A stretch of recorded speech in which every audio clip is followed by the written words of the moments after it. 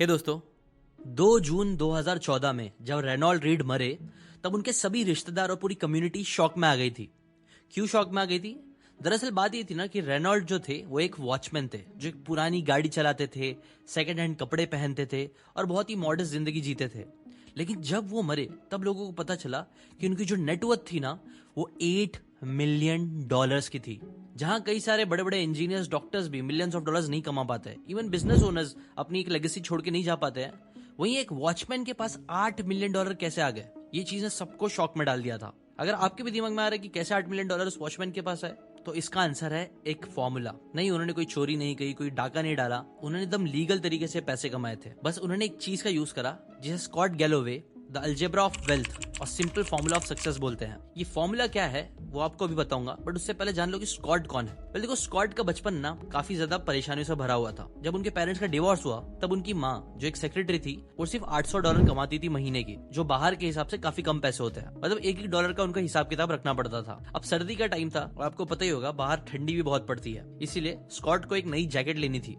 उनकी माँ के पास ज्यादा पैसे नहीं थे, बट स्टिल उन्होंने आउट ऑफ द वे जाके, सेयर्स नाम की एक शॉप है, वहां से जाके उनके लिए एक अच्छी सी जैकेट ले ली जो $33 की थी ना। उनकी फैमिली के लिए ये बहुत बड़ा एक्सपेंस था, बट बात ये थी ना कि सिर्फ 2 महीने में ही स्कॉट ने वो जैकेट को घुमा दिया। जब ये बात उनकी माँ को पता चला तो उनका दिल टूट गया, बट फिर उन्होंने जैसे कैसे अपने आप को मनाते हुए उसके लिए एक और जैकेट खरीदी JC पेनी से, और ये उन्हें एज अ क्रिसमस गिफ्ट उन्होंने दिया। बट ट्रेजिकली क्या हुआ, स्कॉट ने वो दूसरी जैकेट भी कहीं घुमा दी। जब उनकी माँ को ये बात पता चला तो वो बेसहारा होकर रोने लग गई। और ये जो मोमेंट था ना, ये चीज स्कॉट के दिल और दिमाग में एकदम बैठ सा गया। पैसे ना होना कितनी तकलीफ वाली चीज होती है, उस दिन ये चीज उन्हें रियलाइज हुई और तभी उन्होंने डिसाइड किया कि वो लाइफ में अमीर जरूर बनेंगे। इसलिए फिर उन्होंने काफी साल लगाए, अलग अलग बिजनेसेस किए, इन्वेस्टमेंट किए, अपनी एक्सपर्टीज हासिल करी और फाइनली वो सक्सेसफुल बने। और उन्होंने कई सारी सक्सेसफुल कंपनियां क्रिएट करी, profit, red envelope, Alto Inc. जो एल्टो इंक थी वो तो उन्होंने $155 मिलियन में बेची 2017 में। अब ऐसा नहीं था कि उन्होंने जो सारी चीजें करी वो सब हिट हुई, नहीं, उन्होंने कई सारे फेलियर्स भी फेस करे, बट ये सारे एक्सपीरियंस को ना उन्होंने फिर जॉल डाउन करके उसका एक फॉर्मूला क्रिएट कर दिया। जितनी भी गलतियां उन्होंने करी थी और जितने भी सही काम उन्होंने करे, उन्हें सभी एक्सपीरियंस को उन्होंने क्लब करके एक फॉर्मूला क्रिएट किया वेल्थ का, जो उनके इतने सारे इयर्स ऑफ एक्सपीरियंस का निचोड़ था। फॉर्मूला ये था कि wealth equal to focus plus close bracket में stoicism multiply by time multiply by diversification. अब ये फॉर्मूला एग्जैक्टली क्या है, आज के वीडियो में आपको वही बताऊंगा, स्कॉट की एक अमेजिंग बुक की हेल्प लेते हुए जिसका नाम है the algebra of wealth. But उससे पहले देखते हैं कि वेल्थ होती क्या है। वेल, स्कॉट बोलते हैं ना, देखो आजकल है ना वेल्थ पॉर्न फैल गया है सोशल मीडिया पे। वेल्थ पॉर्न क्या होता है? वो बोलते हैं वेल्थ के नाम पे ना गंदगी फैलाई जा रही है। आज लोग क्या कर रहे हैं, सब सोशल मीडिया पे वेल्थ फ्लॉन्ट कर रहे हैं, महंगी महंगी गाड़ी लेके दिखा रहे हैं, महंगे महंगे शूज खरीद रहे हैं, 80,000 के शूज, अपनी लेविश लाइफस्टाइल दिखा रहे हैं, खूब सारा सोना पहन के दिखा रहे हैं, बड़े बड़े घर लेके दिखा रहे हैं, और ये चीज वो बोलते हैं वेल्थ पॉर्न की तरह है। और ऐसा नहीं कि ये सोशल मीडिया से स्टार्ट हुआ है, ये चीज पहले से ही चल रही थी। उनके भी दिमाग में पहले उनको लगता था कि वेल्थ का मतलब यही होता है, और जब वो वेल्दी बन जाएंगे ना तब वो भी महंगे महंगे शूज खरीदेंगे, महंगी महंगी BMW की गाड़ियां खरीदेंगे। लेकिन ओवर द टाइम उनको ये समझ में आ गया कि वेल्थ को ना ऐसे डिफाइन करना बहुत ही गलत है, बिकॉज यूजुअली इससे 2 बड़ी प्रॉब्लम हो जाती है। पहली ओवर स्पेंडिंग की और दूसरी डेट लेने की। लोग है ना दिखावे के चक्कर में ओवर स्पेंड कर देते हैं, जो आपने कई बार शायद अपने रिश्तेदारों में भी देखा होगा कि लोग शादी के चक्कर में जितनी हैसियत होती है उससे बहुत ज्यादा खर्च कर देते हैं, सॉरी टू से, सिर्फ दिखावे के लिए। जबकि दूसरी तरफ अपनी लाइफस्टाइल और अपने आप को बड़ा दिखाने के लिए लोग डेट भी लेते हैं, जैसे कि आपको पता ही होगा कितने आईफोन्स डेट में लिए जा रहे हैं। और ये चीज क्या कर देती है, लोगों की हैप्पीनेस खराब कर देती है। इसलिए स्कॉट आर्ग्यू करते हैं ना कि वेल्थ को है ना सिर्फ ऐसे दिखावटी चीजों से तोलने के बजाय आपको 3 चीजों से तोलना चाहिए। पहला, फाइनेंशियल सिक्योरिटी, मतलब हमेशा इतने पैसे रहना कि आपको किसी चीज का टेंशन ना हो। दूसरा, मीनिंगफुल रिलेशनशिप होना, और थर्ड, एक स्ट्रेस फ्री लाइफ जीना। अगर ये 3 चीजें पे आप फोकस करोगे तो वो ट्रू वेल्थ आपको बना के देगी, और ये सारी चीजें आप अचीव कर सकते हो इस फॉर्मूले की हेल्प से। बट फॉर्मूले को स्टार्ट करने से पहले एक जरूरी बात about our sponsors for today. आपको पता ही होगा अभी यूएस में इलेक्शन हुआ जिसमें डोनाल्ड ट्रंप जीत गए। इसी वजह से जो क्रिप्टो है ना वो ऑल टाइम हाई टच कर चुका है,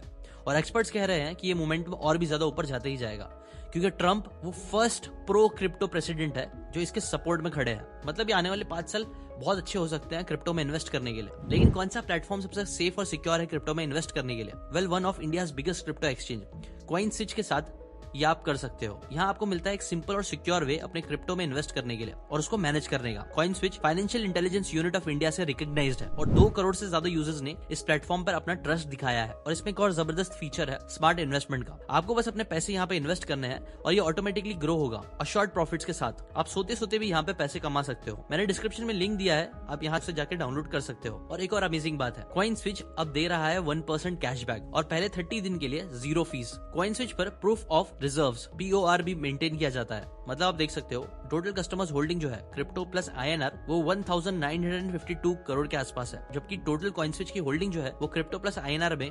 2514 करोड़ के आसपास है। ये दिखाता है कि उनके फाइनेंशियल कितने स्ट्रॉन्ग और हेल्दी है। इस पे आप ट्रस्ट करके यहाँ पे इन्वेस्ट कर सकते हो। इसकी लिंक मैंने डिस्क्रिप्शन और पिन कमेंट में डाल दी है। Crypto products and NFTs are unregulated and can be highly risky. There may be no regulatory recourse for any loss from such transactions. Now coming back to the formula. फॉर्मूले का पहला सबसे important part है वो है focus. Focus करने की भी ऑथर 3 स्टेप बताते हैं। एग्जाम्पल, स्कॉट जब अपने 20s में थे ना, उनको अमीर बनना था क्योंकि उन्होंने बचपन में बहुत गरीबी देखी थी।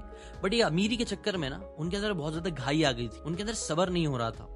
इसीलिए एक बार जब उनका एक फ्रेंड था, उनसे डिस्कशन करते हुए उसने बताया कि कैसे वो IRA मतलब इंडिविजुअल रिटायरमेंट अकाउंट में $2000 कंट्रीब्यूट कर रहा है। तो स्कॉट ने गुस्से में उसे कहा, जब मैं 65 इयर्स का हो जाऊंगा और $2000 तब मेरे लिए मैटर करेंगे ना, तब तो मुझे गोली ही मार देना। ये एग्जाम्पल दिखाता है कि कैसे है ना स्कॉट ने एक गलत अप्रोच ले लिया था जिंदगी जीने का, स्टडी और लो रिस्क पाथ चूज किया और इसका रिजल्ट भी कुछ ऐसे ही आया।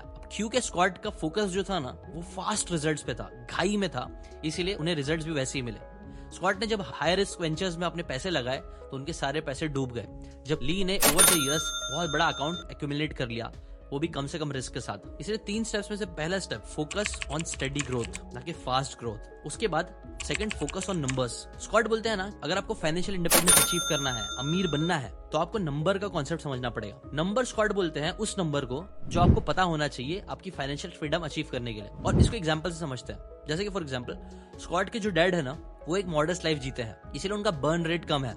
बर्न रेट मतलब वो सारे खर्चे जो वो साल भर में करते हैं। वो एक स्मॉल अपार्टमेंट में रहते हैं, कभी कभी हॉकी गेम देखने जाते हैं।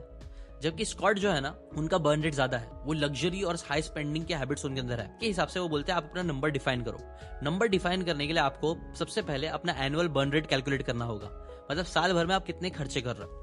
उसके बाद उसके ऊपर एक 20 से 30% का एड ऑन कर दो टैक्सेस या फिर अनफॉर्सीन एक्सपेंसेस के लिए। उसके बाद थर्ड फाइनल अमाउंट फिर जो आपको मिलता है ना, उसको 25 से मल्टीप्लाई कर दो। जब आप ये करोगे ना तो आपको एक नंबर मिलेगा। जैसे कि फॉर एग्जांपल अगर आपका बर्न रेट है $80,000 तो आपको $2 मिलियन के एसेट बेस चाहिए होगा और आप सिर्फ एक मिनिमम अज्यूम करो कि आपको सिर्फ 4% एनुअल रिटर्न मिलेंगे। जबकि अगर आप इन्फ्लेशन भी ऐड कर सकते हो तो 25 साल बाद तो आपको अराउंड $5 मिलियन चाहिए होंगे अपनी फाइनेंशियल फ्रीडम अचीव करने के लिए, और ये आपका नंबर होगा। ये तो बस एग्जांपल था, ऐसे आप भी अपने नंबर को पहले आइडेंटिफाई करो। वरना क्या होता है कि लोग पैसे कमाने के रेस में इतने पागल हो जाते हैं कि उनका इनफ पता ही नहीं चलता है, जो कि the psychology of money book में बताया गया है कि आपको अपना इनफ पता होना बहुत जरूरी है। वरना आप सिर्फ ऐसी दौड़ में भागते रह जाओगे जिसका फिनिश लाइन कहाँ है आपको पता ही नहीं होगा। कहाँ रुकना है, कहाँ ठहरना है, पानी पीनी है, रेस्ट लेना है, ये सब आपको पता नहीं चलेगा, जो आपके लिए जानलेवा भी हो सकता है। सेकंड, इस पे फोकस करने के बाद थर्ड आपको फोकस करना है अपनी अर्निंग बढ़ाने पे। इसके लिए भी 3 स्टेप का प्रोसेस ऑथर बताता है। पहला, focus on talent not just passion. देखो ऑथर बोलते हैं ना, पैशन बहुत जरूरी है, लेकिन जब आप टैलेंट पे फोकस करते हो तो ये चीज आपकी इनकम बढ़ाने में आपको बहुत हेल्प करता है। जैसे कि फॉर एग्जांपल एक आदमी का पैशन है कोडिंग करना, लेकिन अगर वो पैशन के साथ सिर्फ टाइम पास करने के लिए कोडिंग कर रहा है, छोटी मोटी चीजें कर रहा है और टैलेंट पे फोकस नहीं कर रहा है, मतलब ऐसी चीजें सीख रहा नहीं है, अपने टैलेंट को इंप्रूव नहीं कर रहा है, एप्स नहीं बना रहा है, तो उसका जो पैशन है वो कुछ काम नहीं आएगा। इसीलिए पैशन के साथ साथ टैलेंट और अपनी स्किल्स पे फोकस करो। उसके बाद स्टेप 2, एक एक्सरसाइज रूटीन बनाओ। हाँ, आपने सही सुना, पैसा और रूटीन का जो कनेक्शन है ना, वो बहुत ज्यादा पावरफुल है। कई सारी स्टडीज बताती है कि जितना आपका फिटनेस लेवल बढ़ता है उतनी ज्यादा आपकी प्रोडक्टिविटी बढ़ती है, और जब आपकी प्रोडक्टिविटी बढ़ती है आपकी जो इनकम है वो भी बढ़ना चालू होती है। इसीलिए स्कॉट भी हमेशा एक हेल्दी बॉडी पे फोकस करते हैं, और आपको भी अपनी हेल्दी बॉडी बनाने पे जरूर फोकस करना चाहिए, इवन हेल्दी माइंड पे। उसके बाद third step, always know your worth. आपने देखा होगा कई बार लोग होते स्किलफुल है, उनके अंदर टैलेंट अच्छा होता है, बट स्टिल उनका जो सेल्फ वर्थ होता है ना, उनकी खुद की एस्टीम जो होता है ना, वो बहुत लो होती है, जिसकी वजह से कई बार लोग उनका फायदा उठा लेते हैं। इसलिए थर्ड स्टेप ये भी है, अपनी सेल्फ वर्थ बढ़ाने पे भी फोकस करो। और जब आप इन 3 चीजों पे फोकस करोगे तो आपका फोकस सही डायरेक्शन में आ जाएगा। फोकस के बाद नेक्स्ट आता है ब्रैकेट के अंदर का स्टोइसिज्म। आपको उधर 99% जो ह्यूमन हिस्ट्री थी ना, उसके दौरान इंसान बोला जाता है कि यूजुअली उनकी एवरेज लाइफ जो होती थी वो 35 साल तक ही होती थी। 35 साल तक ही लोग जिंदा रहते थे। इसीलिए लोग यूजुअली ना योलो वाली लाइफ जीना बहुत पसंद करते थे। उनके अंदर एक घाई होती थी चीजों को पाने की, उनके अंदर एक स्कैरसिटी मेंटालिटी होती थी कि अब भी जो है वो खा लो, अब भी मजे कर लो, क्या पता कल हो ना हो। बट ये जो मेंटालिटी थी ना, वो धीरे धीरे सोसाइटीज को बर्बाद कर रही थी और ये चीज एंशिएंट फिलोसोफर्स को समझ में आने लग गई। तभी ना एक कॉन्सेप्ट फेमस हुआ एंशिएंट विजडम, जिसे बोलते हैं स्टोइसिज्म। स्टोइसिज्म है ना मटेरियल पोजेशन और दूसरों को इंप्रेस करने से हटाकर अपने कैरेक्टर को बिल्ड कराने पर फोकस करता है। और एंशिएंट टाइम से लेकर आज तक स्टोइसिज्म बहुत अच्छा काम करती है। जितनी भी आपने सक्सेसफुल लोगों को देखा होगा ना, जो लोग बेशुमार दौलत हासिल करते हैं, वो सब कहीं ना कहीं स्टोइसिज्म को फॉलो करते हैं। और आपको भी अगर गारंटीड पैसे कमाना है तो आपको स्टोइसिज्म को फॉलो ही करना पड़ेगा। नो स्टोइसिज्म के ना 4 वर्च्यूज होते हैं सबसे बड़े, सबसे मेन। क्या है वो 4 वर्च्यू? पहला करेज, मतलब हिम्मत रखना। किससे रिलेटेड हिम्मत रखना? हिम्मत रखना दूसरों के अगेंस्ट जाने की। जैसे कि आपने देखा होगा आजकल एक लाइफस्टाइल फैला हुआ है कि सबको महंगे कपड़े पहनने हैं, सबको बड़े बड़े कॉन्सर्ट्स में जाना है, उससे रिलेटेड वीडियोस बनाकर डालना है। लेकिन ये टाइम पे आपके अंदर करेज होना चाहिए कि आप ये सब दूसरों के बहकावे में आने के बजाय, कॉन्सर्ट्स के टिकट खरीदने के बजाय बुक खरीदने का हिम्मत रखो, बुक पढ़ने का हिम्मत रखो, उन लोगों को फालतू बोलने का हिम्मत रखो जो लोग फालतू काम कर रहे हैं। बेसिकली क्राउड के प्रेशर को रेजिस्ट करना सीखो। क्राउड आपको यूजुअली गलत डायरेक्शन में ही लेके जाएगा अनलेस वो एक सही क्राउड है। इसलिए क्राउड के अगेंस्ट जाने का करेज रखना स्टोइसिज्म का पहला वर्च्यू है। दूसरा वर्च्यू है विजडम। सेकंड चीज जो आपको काम करना है स्टोइसिज्म फॉलो करने के लिए, वो है अपनी विजडम पे काम करो। देखो डिजायर्स आते हैं जाते हैं, आप कितनी भी चीजें खरीद लो, अगर आप हमेशा डिजायर्स के पीछे भागते रहोगे तो आप शॉर्ट टर्म पे आपको अच्छा लगेगा, लेकिन लॉन्ग टाइम में आप सिर्फ सफर कर रहे होगे। सफर मतलब ट्रैवल नहीं, आप घुट रहे होंगे। तो इससे लड़ने के लिए आपको है ना डिजायर्स के बजाय विजडम पे फोकस करनी है। आपको ये समझना है कि हाँ मटेरियल चीजें आपको खुशी तो देगी बट शॉर्ट टर्म, इसलिए लॉन्ग टर्म चीजों पे ज्यादा फोकस करो और वाइज बनने पे काम करो, सीखने पे काम करो। थर्ड है स्टोइसिज्म का प्रिंसिपल, जिसे बोलते हैं जस्टिस। जस्टिस का मतलब है वो करना जो सही है, ना कि सिर्फ दूसरों के लिए बल्कि अपने आप के लिए भी। बेवजह की चीजें में पैसे बर्बाद करना नहीं, कभी कभी कर सकते हो बट हमेशा नहीं। अपने फ्यूचर सेल्फ से प्यार करना और सही टाइम पे सही डिसीजंस लेना। और लास्ट होता है टेम्परेंस। टेम्परेंस का मतलब है सेल्फ कंट्रोल प्रैक्टिस करना। और नेसेसरी स्प्लर्ज जो कई बार हमें आते हैं ना, टेम्पटेशन आते हैं गलत काम करने के, गलत चीजें देखने के लिए, गलत चीजें खरीदने के लिए, गलत चीजें खाने का, वो टेम्पटेशन से लड़ना, उसको कंट्रोल करना, सेल्फ मास्टरी अचीव करना। बिकॉज देखो याद रखो, लोग ये नहीं याद रखेंगे कि आपने क्या चीजें ओन करी थी, बल्कि लोग ये याद रखेंगे कि आप कैसे इंसान थे, आपका कैरेक्टर क्या था। और इसका एग्जांपल आप खुद करके देख लो। अब रतन टाटा जी हमारे बीच में नहीं है, बट क्या कोई भी इसके बारे में बात कर रहा है कि रतन टाटा जी ने कौन सी कार खरीदी थी या फिर उनके पोजीशंस क्या क्या थे? हाँ, थोड़े बहुत लोग इसकी बात कर रहे होंगे, बट मैक्सिमम लोग किसकी बात कर रहे हैं कि रतन टाटा जी का कैरेक्टर कैसा था, वो कितने हेल्पफुल थे, उन्होंने जीते जी कितने लोगों की मदद करी। और यही चीज स्टोइसिज्म सिखाती है कि आपकी जो लेगेसी है ना, वो आपके कंजम्पशन से नहीं बल्कि आपके कैरेक्टर से डिफाइन होगी। इसलिए कैरेक्टर पे काम करो। और ये सारे वर्च्यूज का एक बहुत अच्छा एग्जांपल है खुद ऑथर की स्टोरी, जिसे वो हेडोनिक ट्रेडमिल के एग्जांपल से समझाते हैं। जो स्कॉट गैलोवे थे ना, उन्होंने मेहनत करके पैसे कमा लिए थे, इसीलिए फिर उन्होंने एक लग्जरी याच का फ्रैक्शनल ओनरशिप ले लिया। उनके पास पैसे थे तो उन्होंने सोचा कि यार लाइफ को थोड़ा ना ग्रैंड बनाते हैं, मजा आएगा, लोगों को थोड़ा दिखाएंगे। तो फिर उन्होंने लग्जरी याच का एक फ्रैक्शन ओनरशिप ले ली। शुरू शुरू में उन्हें बहुत मजा आ रहा था, एक्सपीरियंस काफी एक्साइटिंग था, उसके फोटोज डालना, उसको दिखाना, लोगों को पार्टी देना, अपना स्टेटस सिंबल दिखाना, उनको बहुत अच्छा लग रहा था। लेकिन कुछ टाइम में जो नॉवेल्टी थी ना, नयापन था, वो खत्म हो गया। जिसके बाद उनका जो याच था ना, वो उनको एक फाइनेंशियल बर्डन और स्ट्रेस देने का सोर्स बन गया। जैसे जैसे वो इन्होंने यूज करना चालू किया, उनका मेंटेनेंस कॉस्ट बढ़ने लग गई, चीजें खराब होना चालू हुई, पैसे ज्यादा जाने लग गए। ओनरशिप फ्रैक्शनल थी, इसलिए कुछ बहसें भी होना चालू हो गई, शेड्यूलिंग के इश्यूज होना चालू हो गए। और जहां वो एक लग्जरी जो बहुत मजा दे रहा था, अब वो सजा जैसे लगने लग गया। वहीं दूसरी तरफ स्कॉट का एक और दोस्त था, उसके पास भी बहुत पैसे थे, बट उसने याच लेने के बजाय एक डिंजी ली। डिंजी एक छोटी सी बोट होती है जो बहुत कॉस्ट इफेक्टिव होती है, उसने उसको यूज करना स्टार्ट किया। वो डिंजी खुद यूज करता, वीकेंड पे अपने डिंजे लेके लेक में जाता, नेचर के साथ कनेक्ट करता और बिना किसी फाइनेंशियल इमोशनल स्ट्रेस के अपना टाइम एंजॉय करता। तो स्कॉट बताते कि देखो मेरे में और मेरे दोस्त में क्या डिफरेंस था, मैं लेविश चीज की तरफ गया जबकि मेरे दोस्त ने वो चीज किया जो सही थी। और ये एक बहुत अच्छा पूरा एग्जाम्पल है स्टोइसिज्म का। स्टोइसिज्म के बाद जो नेक्स्ट पार्ट आता है फॉर्मूले का, वो है टाइम। और टाइम का एक बहुत अच्छा एग्जाम्पल मैंने आपको स्टोरी के स्टार्ट में बताया था, वो था रेनल्ड रीड का। रेनल्ड रीड आपको पता है इतने अमीर क्यों बन पाए? क्योंकि उन्होंने बहुत अच्छे से सिस्टमेटिकली जल्दी ही इन्वेस्टमेंट करना स्टार्ट कर दिया था। हाँ, वो थोड़े पैसे कमाते थे, लेकिन वो थोड़े पैसे को बार बार साइड में रखते रहते थे, इन्वेस्ट करते रहते थे उसको, और इस वजह से ही वो बहुत अमीर बने। आपको मैं एक एग्जाम्पल देके बताता हूँ। मान लो दो लोग हैं, एक है पर्सन ए और दूसरा है पर्सन बी। पर्सन ए है ना, वो क्या करता है, उसकी इनकम बहुत कम है, उसकी इनकम सिर्फ 25,000 है। वो क्या करता है, 25,000 में से 5,000 रुपए वो मंथली 20 साल की एज में इन्वेस्ट करना चालू कर देता है। और वो 20 से 30 साल की एज तक 5-5 हजार रुपए मंथली इन्वेस्ट करता है, मान लो म्यूचुअल फंड में, जिससे क्या होता है 10 साल में वो टोटल 6 लाख रुपए इन्वेस्ट करता है। और मान लो म्यूचुअल फंड में उसको सिर्फ एक नॉर्मल सा 10% का ही रिटर्न मिलता है, जो एवरेज से कम है। अब वहीं पे पर्सन बी की बात करते हैं। पर्सन बी है ना 20 साल के बजाय अपने 20s को एंजॉय करता है, लेविशिंग लाइफस्टाइल दिखाने की कोशिश करता है, 30s में भी वो यही करता है, और फिर 40s में उसको याद आता है कि चलो इन्वेस्ट करते हैं। अब वो 40s में 5,000 रुपए मंथली इन्वेस्ट करना चालू करता है, और वो सिर्फ 10 साल करने की वजह बोलता है मैं 20 साल इन्वेस्ट करूंगा। मतलब वो 40s पे पूरा इन्वेस्ट करता है, अपने 50s में इन्वेस्ट करता है, और 60 में वो छोड़ देता है। मतलब टोटल वो 12 लाख रुपए लगाता है। जहां पर्सन ए ने सिर्फ 6 लाख लगाए थे, इसने 12 लाख लगा दिए।